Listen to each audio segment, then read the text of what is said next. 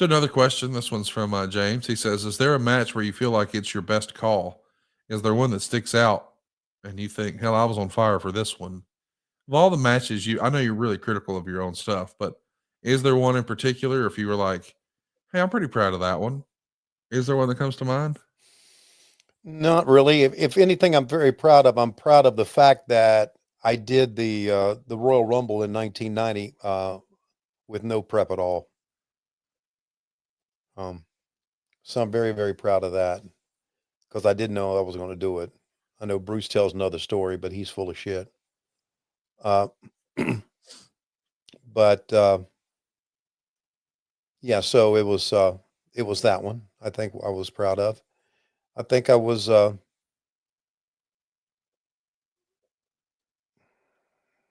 me think for a moment. Wow, God, I've done so many, and it's like you said, I'm so critical. I don't like to listen back to myself. I won't watch a show that we've done unless I have to watch it for production purposes. But I won't sit down and say, "Ooh, Collision's on it. We taped it. I want to see how it goes." I won't watch it. Yeah. I don't want to listen to myself. I just, I'm my. They say you're your own worst critic, but I've taken it to a new height on that. Um, and but yeah, I think it would be a Rumble of '90 doing that one. I think I've had some very good calls being uh, working with Excalibur and Taz. But yeah, it would be that one. Pretty cool.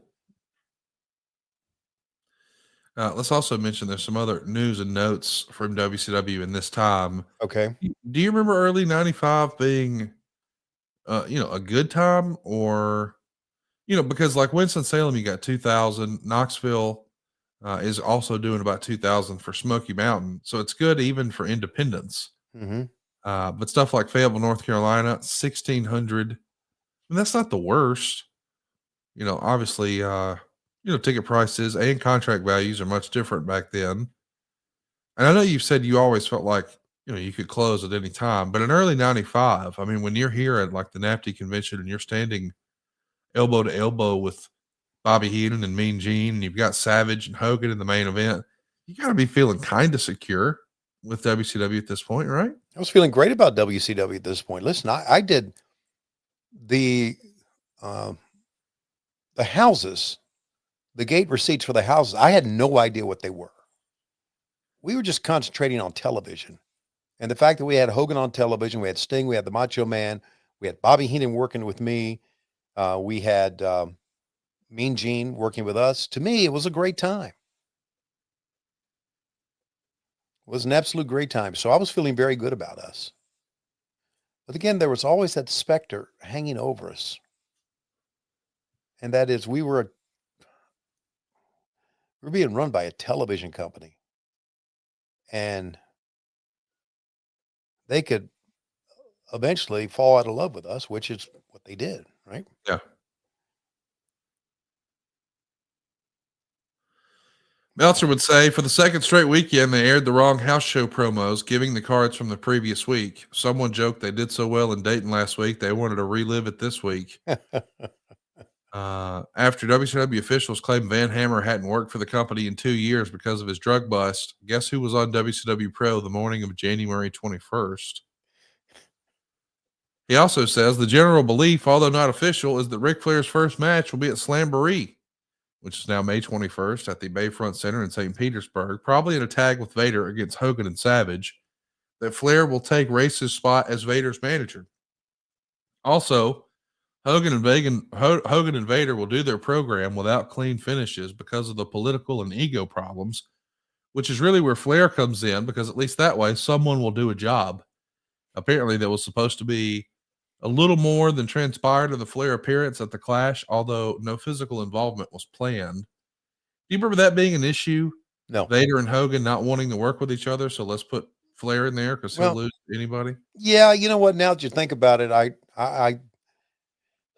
think Hulk thought that Vader was dangerous. Yeah. And Did you think Vader was dangerous? oh yeah. So if you don't fault Hulk for not wanting to wrestle Vader. It shouldn't have been done like that. What does that mean? Well, Hogan, if he didn't want to wrestle Vader, he should have got with Vader and talked to him, talked it over, and then just so many things can be avoided if you just talk it out. Yeah, agree.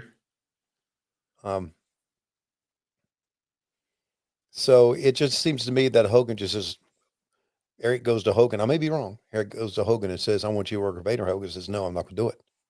Yeah. Instead of Hogan saying, well, let me talk to him first and get this clear. Vader, Leon, you're dangerous. And I've got a concern about that, and then just talk it out back and forth. And then Hogan says, you know what? I've talked it over with him. I still don't want to do it. He may have done it that way, but I have a sneaking feeling that he said, no, I don't want to work with him. Wow. Well, Shawn Michaels did the same thing, right? Yeah. I mean, he wrestled in that one time at SummerSlam. I mean, I guess it happened a few more times, but I'm saying big pay-per-views. It was supposed to be a trilogy of matches, and it wound up being a one-off. Yeah. And it's because Vader was not only dangerous, he smelled bad. Yeah, and I guess, there were spots where, he was rough in house show matches, and Shawn was pretty vocal about that. Mm-hmm. And then in SummerSlam, he got frustrated that Vader got lost in a spot or forgot a spot or whatever, but Yeah. it did not go well. Yeah. And that's a shame because we never really got to see peak Vader in the WWF. And I would have liked to have seen Right. peak Vader. Like, imagine him and Bret Hart, the matches they could have had together, Sure. Yeah. Hey, you've seen them all, Tony, and I know that you're going to feel some pressure to bullshit, but this is such rarefied air. I don't think you need to. You've seen them all. You've seen Shawn Michaels. You've seen Bryan Danielson. You've seen Bret Hart. You've seen Ric Flair. You've also seen Will Ospreay and Kenny Omega. And you've seen them all at their best. Mm-hmm. Who would you have a dream matchup? Like, if you could mix all those guys in there, throw in the Eddie Guerreros and anybody else, but like this guy at his peak against that guy at his peak, what would be like the Tony Schiavone dream matchup? Oh, wow. It would be, I've mentioned this before, maybe not here, but it would be Ricky Steamboat against Kenny Omega. Oh, wow.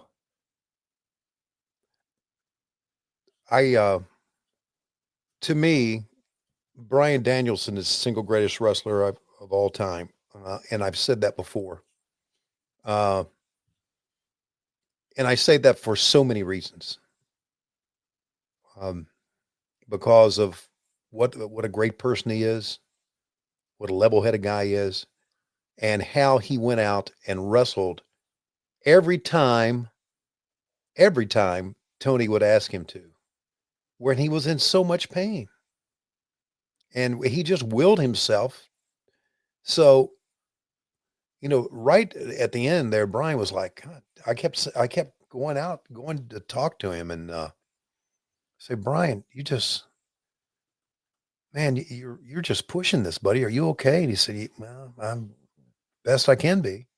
But he would go out there and give it everything. So that's why I call him the best. I mean, Kenny Omega is one of the greatest I've ever watched. Yes. Will Ospreay is phenomenal. But you really have been blessed to work with the absolute best of all time. Yes, I have, including Flair and Steamboat and Hogan and Savage and holy shit. Nobody's got a career like you, really, when you think about it. I mean, it's you and JR. I mean, you guys have called them all. Yep. It's not lost on me either. I've said that before. And I like seeing guys and girls get better and blossom out. And I'm thinking of Mariah May and Tony Storm. Tony Storm has always been great. Yes. Always. But she's at her peak right now by far. No doubt. But another one is Kyle Fletcher. Okay. The Kyle Fletcher that we first saw when Aussie Open first came and wrestled for us. That Kyle Fletcher is nothing like the Kyle Fletcher we see right now. He's had some phenomenal singles matches, I agree with that. and he has turned into just a tremendous worker. And you know what?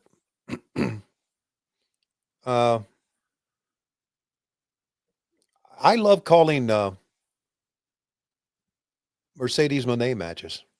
Really? Yes, I think she puts a hell of an effort at each and every match she does. Oh, well, there's no doubt there. Yeah, and